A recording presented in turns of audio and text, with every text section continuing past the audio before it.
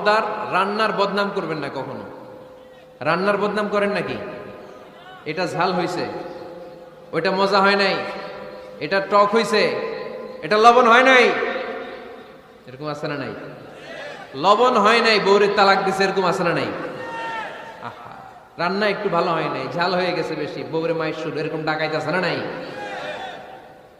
মা আবা রাসূলুল্লাহ সাল্লাল্লাহু আলাইহি ওয়াসাল্লাম তুআমান ক্বাত্তু, আল্লাহর হাবিব সাল্লাল্লাহু আলাইহি ওয়াসাল্লাম কখনো কোন রান্নার বদনাম করতেন না।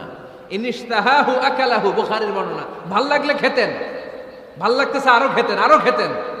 ওয়া ইন কারিহাহু তারাকা, ভালো না লাগলে রেখে দিতেন, ওর দিকে তাকাইতেন না।